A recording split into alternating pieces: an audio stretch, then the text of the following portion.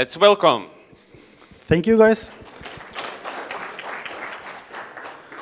First of all, good afternoon. I think I have a challenge now to not let you guys sleep after lunch. Let's try to do that. So my name is Leonardo Bittencourt. I'm original from Brazil, but I've been spending the last 5 years of my life living and working in Dublin. So I've been using Scrum for some years now, and today in this talk, I would like to share some lessons that I've learned and my perception, my view around the Scrum events. So Scrum has many elements, but I would like to focus on the Scrum events. By the way, you can access my blog. After that, it's there already. So you can access this presentation. There will be some sources, so don't bother if you don't make a note. It will be available. It's available there, or I'm going to post on my Twitter after this presentation. So starting off here, first question is, how many of you are using Scrum currently? Hands up? Yeah, it looks like the majority. So according to the latest Agile Report from 1 or 2 months ago, they've just released the 11th annual state. Scrum is the most used Agile framework in the market. This number is around 58, but it can reach up to 75 if we also consider the hybrid with XP or Scrum. So the whole point is, we use this a lot when talking about Agile, but are we really getting the benefits that the Scrum can bring to us? And that's what I would like to talk today with you. So starting off with sprint planning. Before talking about sprint planning, I'd like to tell a story here. So imagine you guys with your friends or your team, and you're going for hiking today. So you are there, just reached in front of the mountain, you're in front of the mountain, and then you start talking and say, okay, what we want to do today? We're going to do for hiking, and we have one objective that is to be on top of the mountain by the end of today. So we have a time frame. We believe that, okay, it's possible.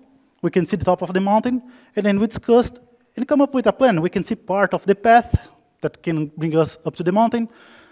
Some parts of the path are hidden behind some trees or even hidden behind of the mountain. But we can pretty much plan that we're going to follow this, and it's going to take us, I don't know, 6, 7 hours. And then we start hiking up, walking, and after 3 or 4 hours walking, whenever we pass across those trees, we suddenly realize there's a better way to go up the top of the mountain, faster, easier, whatever. Or there's a lake now that we have to bypass, and it's going to take much more time than we expect, and we may not reach the top of the mountain by the end of the day. So, but I don't know, there may be some alternatives like to rent a boat or something like that. What would you do, guys? Would you change your plan, your initial plan, and keep the goal that you have to be up there on the mountain? Or you're going to follow your initial plan because you planned that? I think here it's quite obvious. We're going to change the planning. We're going to adapt based on what we've learned so far up to that point. So why don't we do this in our sprints? I commonly see we stick with the plan. So I believe that we should have 2 outcomes by the end of the sprint. First, a clear goal, that is what we want to achieve by the end of the sprint. This is our goal. It's a clear goal, it's one statement. And we're going to have the sprint backlog items, which is our plan, how we intend, that's the word intend, or how I forecast we're going to achieve that. And this will most likely change as we learn throughout the sprint. So that's what I use here. Commit to the sprint goal and forecast how to achieve that. I feel like chills every time that I hear someone saying, oh, let's commit to our backlog. That's not the point. We commit to many things in Scrum. We should commit to our sprint goal, to our definition of done. We should commit to self-organization, to cooperate, sorry, and to many things. But let's not commit to our plan. This doesn't leave any room for good decisions. Talking a bit more about sprint goals. Let's cover a bit more about sprint goals here. I'll bring on some examples that I believe that are some good sprint goals.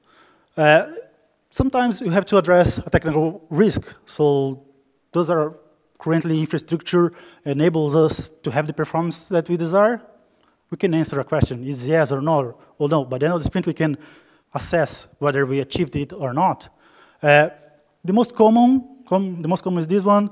So release a feature, but not with the user stories, but the feature itself. So, for example, the customers are enabled or capable now to do bank transfer, sorry, or even SLA, some non-functional requirements that we have to give the request response has to be less than 100 milliseconds. So we have what we want to achieve. The how, we have initial plan, but we will figure out throughout the sprint. The sprint goals maybe not so good, and the most common ones that I've seen. How many of you saw a sprint goal like this? Our sprint goal is to finish those 10 user stories. Have you ever seen that? Or I wasn't as lucky as you that haven't seen that. I've seen quite a lot that. So what we are doing here, we are saying that, okay, we just passed across the trees, we found out that there's a better way to go to the top of the mountain, but no, we won't go for this option because we committed to our initial plan. We're gonna, I don't know, swim or not achieve what we want. So there's a lot of difference. Doesn't leave any room for decisions for the team. So the dev team will be just following what they are told to do. I think it should be change this mindset. And also something that we can't measure by the end of the sprint, something like, oh, let's improve the feature X. But okay, it's like, let's hike, but it's 1 meter, 100 meters, how much we intend to hike, or what is our goal. One good tool for that to help us out, I like a lot, is the template that Roman Pickler brings. I won't go too much in details here, because he has at least 2 very good articles on his blog, and it could be even a good full session talking about sprint goals. But basically, this template helps us to come up with our goal. We also need to come up with the method that we're going to assess our goal by the end of the sprint. And additionally, what metrics we're going to use to compare to. So I do advise to go to the Roman Pickler blog and check out all the information that he has about sprint goals there. Basically, there are 2 ways that I see how you can come up with sprint goals. The first one is PO come up with an idea of a sprint goal and then work with dev team to define what is the goal for the sprint. Or even we just pull the top priorities user stories into our backlog, and based on those user stories, we come up with a goal. There's no problem if there are some user stories that are not part of the goal. There's no problem at all. What I think that's not ideal, but frequently, or sometimes I use it, we can see that we can pretty much see 2 goals. So we can come up with, okay, we have this goal, and there is a secondary goal here. The only difference is we prioritize it. So this is our main goal, and then we have a secondary goal. It's not ideal, but it works as well. For sprint planning, that's it. Moving to daily Scrum. So daily Scrum, by the way, who should be in daily Scrum? Dev team should be daily Scrum? Should attend daily Scrum? Yes? No? Maybe? Yeah. Should PO be there? Scrum Master? Yes or no? Scrum Master should be there. This meeting, this meeting is really focused for the dev team. So PO and Scrum Master can be there to facilitate.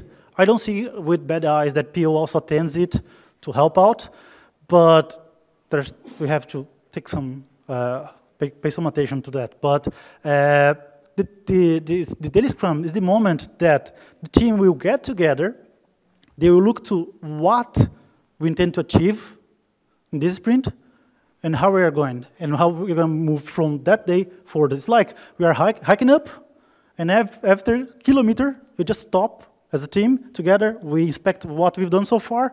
We look forward to what we want to be, and then we decide, okay, let's keep our initial plan, or let's change. Inspection and adoption. That's what daily Scrum is for. However, I do see people answer 3 questions. What I did yesterday, what I'm going to do today, and is there an impediment? For me, those 3 questions by themselves, it's like command control approach or status report. Someone is giving report to someone else. I truly believe that we are missing one important part of every single question, which is, what did I do yesterday that helped the team to achieve the sprint goal? What was my contribution to achieve what we want? What I intend to do today to raise transparency to what we want to achieve. So I intend to do this, and this will help to achieve the goal. And can I see anything preventing me or any one of my colleagues to achieve or to meet the sprint goal? That's what we should be inspecting, or what should be talking. Always focus on what we want to achieve, not on what I did yesterday. 2 things here. See this image here. When there is someone in between the board and the team, naturally, it's a command control approach, because people naturally will face that guy, and you will answer the questions for that guy. Can be a Scrum Master, can be one of the team members. So people will naturally act like that. What I propose to you to experiment, and this is really interesting, I've done a couple of times, just step back and stay behind the team, for Scrum Masters mainly. Step back and stay behind the team and see what happens.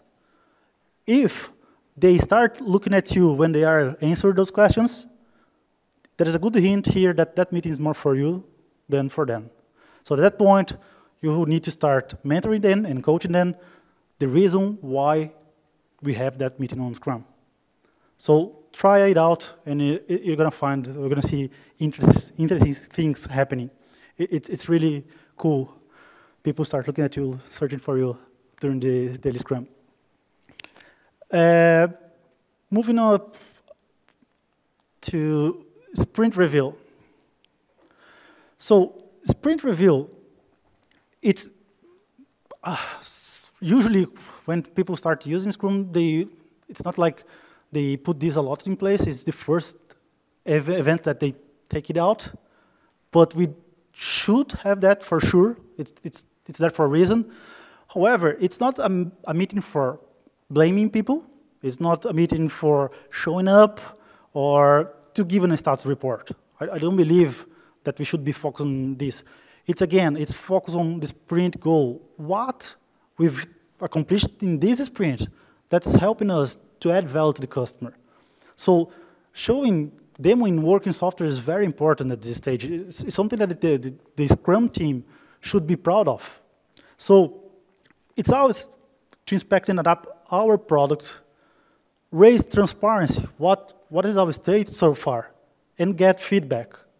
Here there's a couple of things. First, what I see and realize, mainly the dev team don't like to be criticized by what they've produced. And 2 points here is, we shouldn't focus on people, we should focus on what we've done. And it's not blaming them, it's just trying to add, focusing on what we're going to be focusing all together, moving towards value. Focus on people, we're going to start having a very bad environment. So have a meeting where people have be comfortable and safe to give and receive feedback. I think that Scrum Masters play an important role here to set the stage, what should be expected in that meeting, and what should be the outcome and interaction within that meeting. So this is really important. If you can, by the way, if you can engage with PO stakeholders throughout the sprint, don't wait up to the sprint review to demo something, to show something, to get some feedback. The earlier you engage with POs and stakeholders, if you can, the greater is the chance to have a successful sprint, which is meet your goal, and also to be adding value to the customer, to your client. So this is really important. One point here, I've been working with distributed teams for more than 5 years now. I've seen situations there where we had audio conference for sprint reviews, and I could introduce video conference in the sprint reviews. And it's amazing the difference in the interaction between people. The audio conference sometimes seems that people are going to a funeral. There's lack of collaboration, and you don't see more. It's more like a perform, like just bureaucracy. Because we are doing because we have to. There's no feedback. There's no cooperation at this point. I didn't know about appearing, sorry, but we use a lot Zoom. I'm not sponsored by Zoom, unfortunately, but if they are watching and want to sponsor me, I would love that, because I love this Zoom, this tool. It's a video conference, and we start having very good outcomes on our sprint review. This is a screenshot that I took in one of our sprint review. You can see even the faces that people are more relaxed. So to get like a trust feedback, it's a higher chance or a greater chance to get a proper feedback. So it's introduced video conference. If you search a bit more about channels of communication, the effectiveness for distributed teams will come with video conference. So avoid audio conference. Try to bring video conference to any of your meetings that you have with distributed teams. And finally, sprint retrospective. By the way, who should attend the sprint retrospective usually? Dev team? Yes, no? Scrum Master? Yes. And what about PO? Yes or no? Yes. But he's not part of that dev team. So he doesn't need to attend. Does he?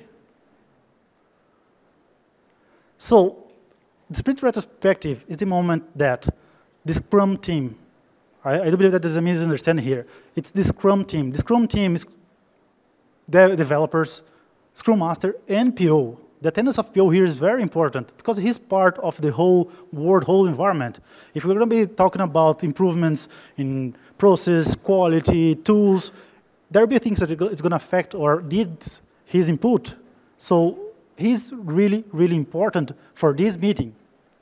I see here Scrum Master playing a very important role as well, facilitating this, because your teams will have different states, more mature or new teams, and basically prepare this up front based on your context. For new teams, maybe focus more on team building activities. For more mature teams, you can focus more maybe in self-organization, communication, or something that you've realized mid-sprint that's happening, some issues.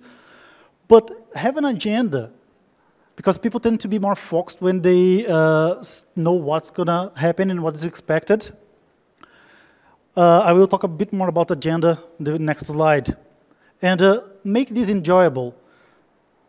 I'm not criticizing, I'm just raising here. Usually, the standard is, okay, let's get together, and then we write in post-its what went well, what didn't went well, and what we could do better. This is the standard format, usually. If you do this and put this in place for, I don't know, for 3 or 4 retros, I'm pretty sure that people will start like just ticking the box. I think you should really step back and see if you are getting the outcomes or the benefits that you need. Instead, you can bring some different structures. I'll cover next slide. But this was mentioned twice today. Valmir and Ralph also mentioned about experimentation, so experiments. And I do believe this is the key word for the sprint retrospective, for two main reasons. The first one is the best way to validate your assumptions. If you have an assumption, come up with an experiment, a small experiment, so you have a low risk, put this in place, see whether that works or not. If no, and secondly, people tend naturally to not like changes. We don't like changing, getting out of our comfort zone. But proposing experiments, it's greater the chance that they try, that at least try it out. If they try and see any value on that, they're gonna, I'm 100% sure that they're gonna keep doing this, even though you say, oh, if you're gonna stop, they're gonna fight and argue to keep doing that. And if it doesn't work, they know that's just for a period of time. So they know that after a sprint or 2 sprints or whatever the date that, the timeline that they put, they don't need it anymore. So, okay, let's change, let's reassess that, let's inspect and adapt and come up with another experiment. So really, experimentation is a key word for sprint retrospectives. Talking a bit more about agenda and making this enjoyable, I'll bring here some source for you. funretrospectives.com and this book, Agile Retrospectives, they have structures for your, they propose structures for your retrospective. And for every element of that structure, you can have some activities that they also bring in the book and in this website. For even more sources for those activities, you can access tastecupcakes.org and improveencyclopedia.org. So you're going to have plenty of activities to put in place during your retros. And finally, for experimentation, I like this tool, Popcorn Flow. It's from Claudio Perroni, and he lives in Dublin. He's Italian. It's based on Toyota Kata. And I won't cover much. I do advise you guys to search. It's popcornflow.com, his website. You're going to have plenty of information there. You're going to have, if you search this on YouTube, you're going to have some presentations from Claudio. But basically, here is an example of the boards and my teams. And the popcorn stands for problems, options, possible experiments, committed, ongoing, review, and next. These boards are stuck by where we have the daily Scrum. So anytime that someone in the team sees a problem or observation, whatever, problem observation, they stick a post-it here. If it's important, we can discuss this just after the daily Scrum. Otherwise, we already have information for the retrospective. We're going to come up with options. We're going to decide possible experiments, commit some of them. Some will be in progress. At some point, we put a timeline. We will review it, and then decide on next steps. It's really cool. It works a lot. I do like that. Finally, you guys have a piece of paper. Does everyone has a piece of paper? There, does everyone have it? I will propose a game. So we still have some couple of minutes. So basically, everyone will receive a piece of paper. Does everyone has a piece of paper? Yes? Okay. So basically, I will be starting the time for 2 minutes, because you guys are agile, not 3. And then at the end of the 3 minutes, I will want to be sure that you guys will give me this back. Okay, so from now on, you have 2 minutes starting now to do whatever it's on paper. You can stand, don't be shy.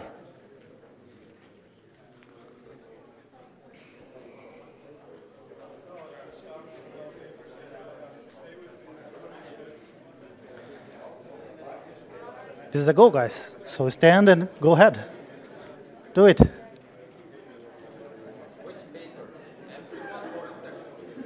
Someone may need you.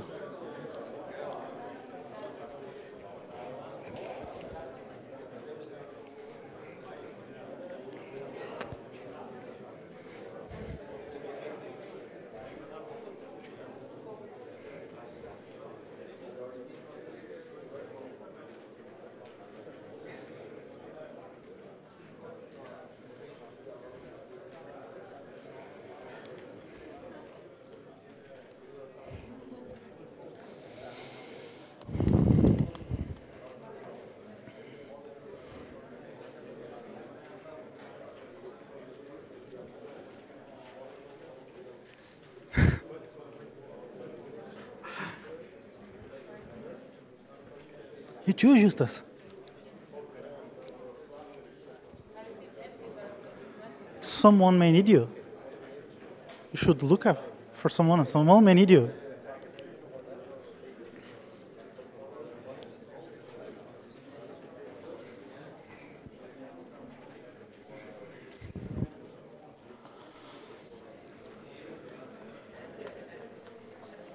So, 1 minute left.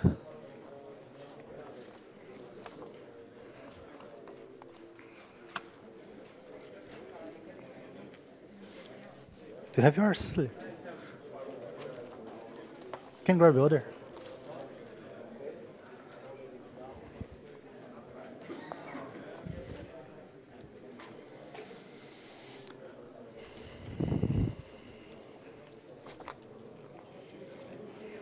Thirty seconds.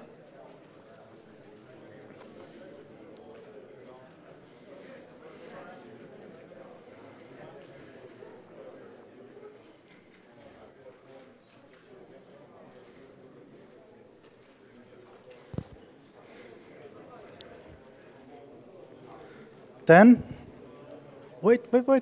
Just hold on. No, hold on. Hold on. Just wait. We're gonna do something. Okay, thumbs up. Thumbs up. So, basically, we had 4 groups here. The group 1 had to, whenever the timer started, had to find someone with a blank paper and then build a paper airplane. Did you do that? You had like full instructions, detailed instructions how to do that. Did you guys do that? How did you feel? Did you finish? Was it possible to finish in 2 minutes? Yes, no? Group 2. Group 2 actually was a blank page. Did you do something? It was blank, right? Nothing to do. What about group 3? Build a paper airplane. Did you do? Wow. I can see many airplanes. And finally, the group 4 is keep this paper until the time ends, the time block ends. Did you wait? Did you do something else or just? I did something else. A new one? Cool.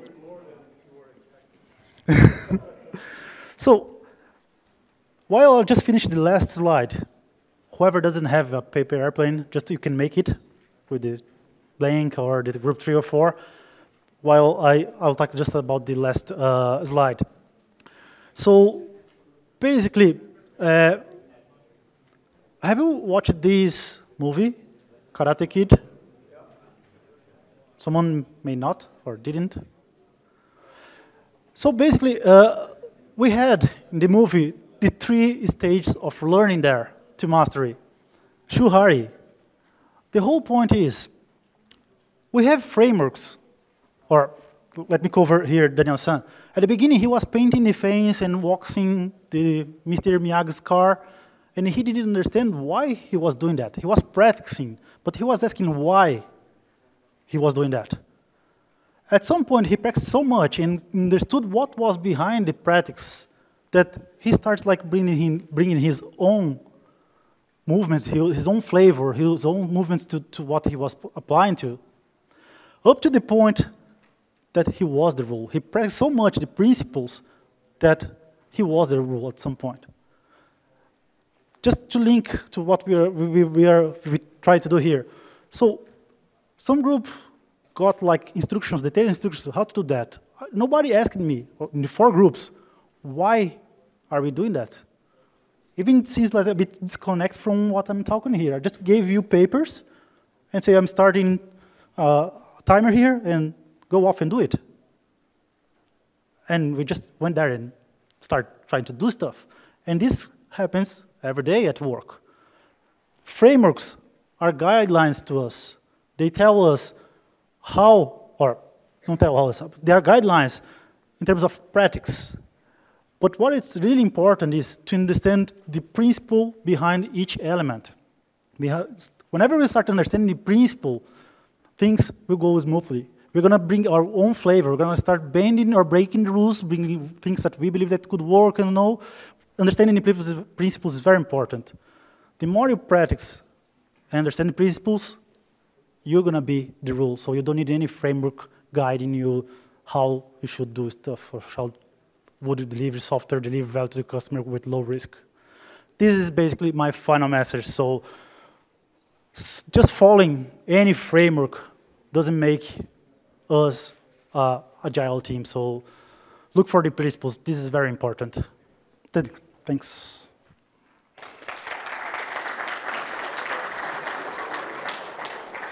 Well, just hold. We're going to get it back, the airplanes. Just after the questions, I will ask you guys to give me back the papers. Yeah. Just. Thanks, Leonardo, for a great interactive presentation. It was really fun. Do we have any questions? We have like 5+ minutes, so please. Or maybe you would like to just share your experience in a bit more details about the interactive I can ask questions. If they don't ask me, I can ask questions. Yeah, you can ask the questions. Do you guys work with sprint goals? Do you have sprint goals? More like which one, like in terms of to stick with the plan, or more something in a higher level? Mixed? Can you share a bit more? How do you cope with that?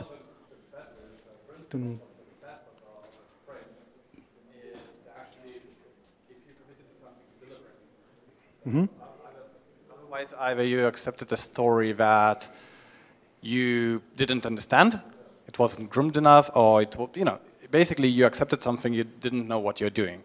So if you're committing, understand what you're doing, and if we made a mistake, let's improve on that. So that's why there's a goal. Let's try to achieve our commitments, because we are grown-ups. There are people relying on us who relying that this will be done, and that's one of the goals that we try in order to improve what we take and what we commit to. And that's the reason to have that goal of let's achieve everything. At the same time, the goal is to also do quality work. So if we see that a higher priority story takes more time, there is a reason why we might sacrifice another thing. Good stuff. Anyone else? Any other question or question? Any question?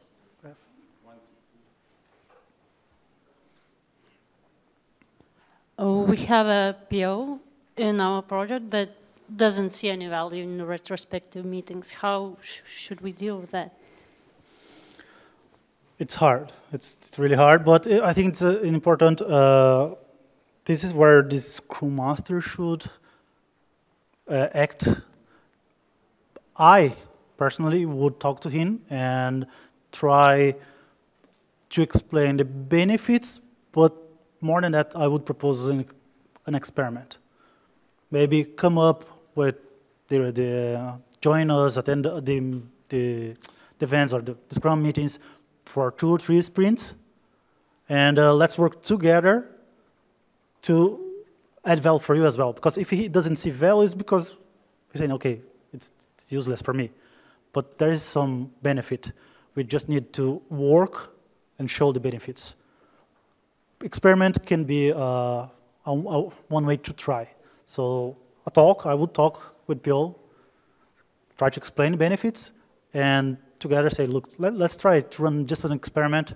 Join us for 2 sprints, and together give the feedback why you don't see value on that, and let's work out together.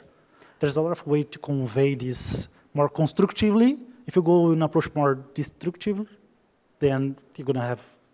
Well, the thing is that he's joining the retrospectives, but engaging. He's always reminding us that he doesn't see any value in these meetings. So is this something that we do wrong in those meetings? I don't know, or... It would be a bit hard for me just to give an opinion without the whole context. It's as always we unfortunately answered. It depends on the people, the interaction, what's going to happen. His attitude or his behavior also is important. So it's a bit hard to answer that. I wouldn't dare answering exactly, but I will try the approach one-to-one, and as Ralph brought here, try to do some coaching in terms of what brings value to him and what doesn't. Maybe we don't have the elements that he sees value. The elements that we are having, the retro, he is not seeing value. So try to do some coaching in terms of that idea of Ralph, Management 3.0. I'm not sure if you are here. We're here, the first. But I will do some coaching in that sense, on that way. Sit together and see what really brings value to you. Thank you.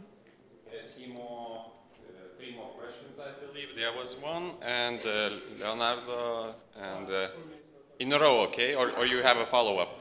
It's just a follow-up on the last one. Okay, let's do follow-up, and then you, okay? Yeah. So I think a good approach would be to try Stand. to understand why the product owners don't see value on the retrospective. This is, I think, would be my first thing to try. Like, if he say that he don't see value, why? Because if you understand why, then you may be able to try different things for letting him know, like the benefits and things like that. But if you don't know why, then there's nothing to do, basically. Yeah. By the way, Really do not have a lot of time. okay, you can finish. This book here is a good source, by the way. Coach Agile Teams. Check out the book and let's do the 2 questions real fast, okay? The essence in 2 sentences. I will make it short. I don't know if I missed it, but what was the idea behind the recycling game? It was just an ice-breaking game, or was the recycling game we did before with Yeah, papers? basically we just get instructions, and we are executing it without understanding why, the purpose, the principle behind that. So my goal here was give you instructions or not give. Some guys just got a blank paper and just go off and do it. I didn't give any context. We didn't have any purpose. Just go and do it. And we start doing this, and without understanding. The fact of understanding what you are doing is very important to move from practice to principles. So basically, frameworks will bring a lot of approaches how to practice. That's why the Spotify model usually doesn't work in other environments, because we are copying the practice, not the principles. That's our mistake in the Spotify model when we try to adopt this. We should be focusing here, not in there. For that, you have to understand, you have to ask why Spotify used that. Okay, is this clear enough? If not, then you follow up. Yeah, it's good. So, okay, good. Just is it an important question that you have to ask now? no. No? Okay, no. If Thank you. no, if not, just last thing is I need the paperback. So or pen the paperback. So I will ask you guys to give it back to me. So you can at 3. Wait, at 3, you all throw it here. Be careful. 1, 2, 3, go. Thank you, guys. Thank you. There we go.